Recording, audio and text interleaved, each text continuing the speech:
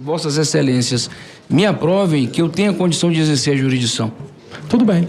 Então, eu estou fazendo essa pergunta porque, né, para mim tem que continuar preso. E por quê? Porque você está sendo sabatinado para ir para o STF.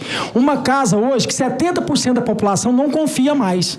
É uma casa que está desmoralizada publicamente. E por que eu estou falando isso? Porque lá tem ministro que fez Gilmar Palusa lá com patrocínio do Banco Master. Lá tem ministro também que tem um tal de Taiaiá, que é um resort, que foi financiado também através do Banco Master, desse senhor chamado Vorcaro. Lá tem ministro também que teve a família, que fez advocacia para ele, um escritório de 130 milhões de reais. Tem um cidadão que pegou, né, cadeia agora 14 anos, porque fez um PIX de 500 reais.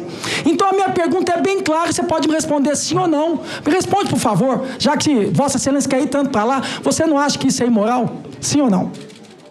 Todas as atitudes desses ministros que estão ligados a Vorcaro. Sim ou não? Senador, na condição de indicado ao cargo de ministro do Supremo Tribunal Federal, eu gostaria de dizer com toda tranquilidade para o senhor, eu quero vir aqui, venho aqui responder por mim.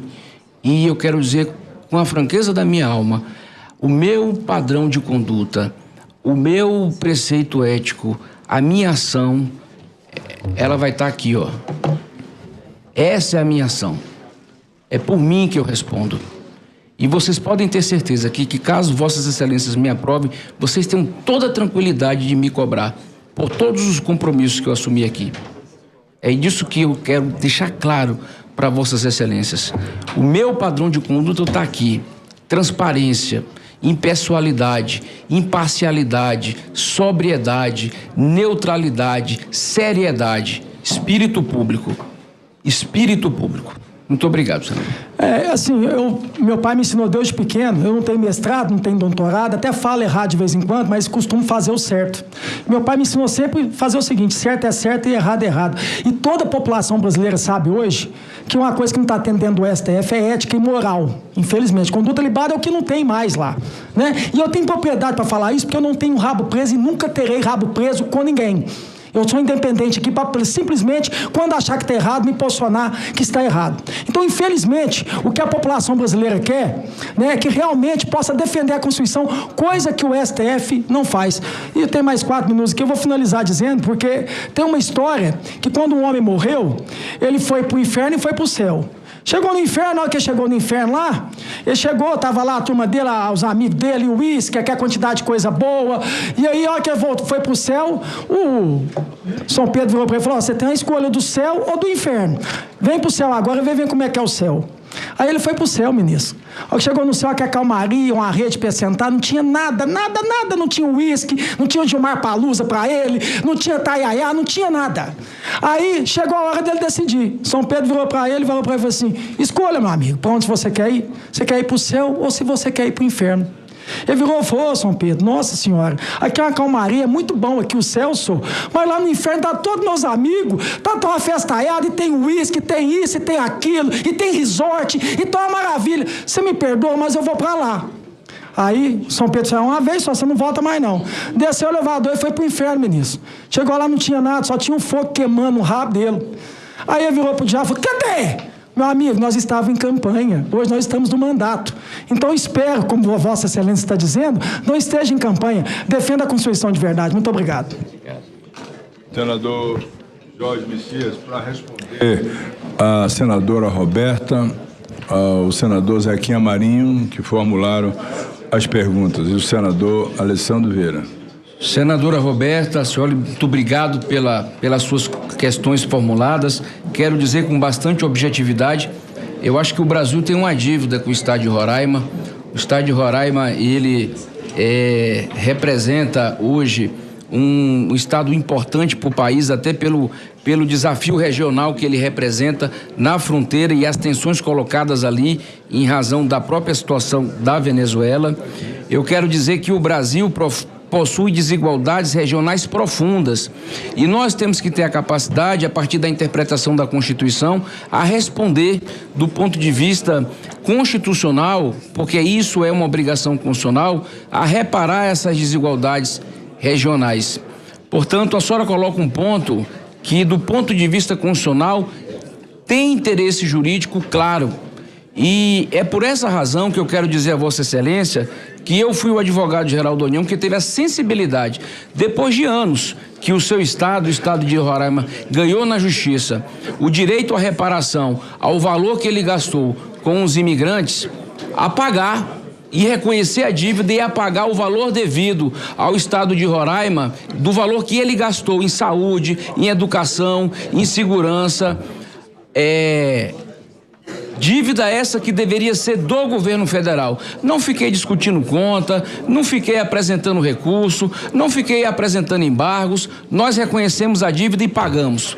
Esse é o nosso compromisso, porque nós reconhecemos que é assim, da federação, uma dívida com o estado de Roraima. Um outro ponto que a senhora coloca da imigração é uma realidade, que a imigração traz inúmeros problemas. E o primeiro estado a sofrer com o impacto da imigração é o seu estado. A Brasília, a federação, tem que olhar com generosidade essas questões que a senhora coloca. Eu espero que, caso Vossas Excelências me aprovem e tenha condição de atuar como magistrado constitucional, eu possa ter a condição, até porque venho do Nordeste, que passa também por profundas desigualdades regionais, a olhar com outro viés, com a outra perspectiva, as dificuldades de estados que nunca foram tradicionalmente favorecidos em relação a este pacto federativo forjado na Constituição de 1988. Muito obrigado pelas questões formuladas. O senador Alessandro Vieira, ele coloca uma questão para mim central. Senador, para mim não é normal uma briga, um conflito aberto entre poderes. Conflito aberto entre poderes representa uma anomalia institucional que deve ser evitada, deve ser combatida. Eu quero aqui dizer a Vossa Excelência que eu me coloco neste processo como um pacificador. Eu quero adentrar naquele Supremo Tribunal Federal para ajudar a serenar os ânimos, porque eu acho que eu tenho essa condição, até pelo papel que eu ocupo. Agora, o senhor me fez uma pergunta muito objetiva, e eu lhe respondo também de forma muito objetiva. Se eu vou ter envergadura moral de, chegando lá no Supremo Tribunal Federal, de fazer o que é certo, eu quero lhe dizer com muita tranquilidade, farei o que é certo. E a prova disso é esta caminhada que eu estou passando. O senhor sabe muito bem que os 5 meses que eu estou percorrendo e toda essa via-crucis que eu passo decorre exatamente por conta dessas questões.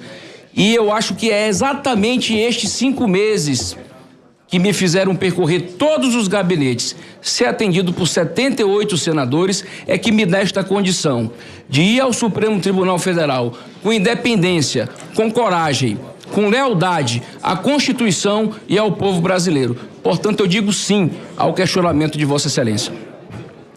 O senador Zequinha Marinho tratou de questões fundiárias muito importantes, mas ele usou uma expressão aqui que, para mim, resume, senador, toda a solução para a questão que o senhor coloca. O senhor usou a expressão bom senso. Muitas vezes o que eu acho que falta é bom senso. E acho que bom senso deve ser requisito para qualquer juiz.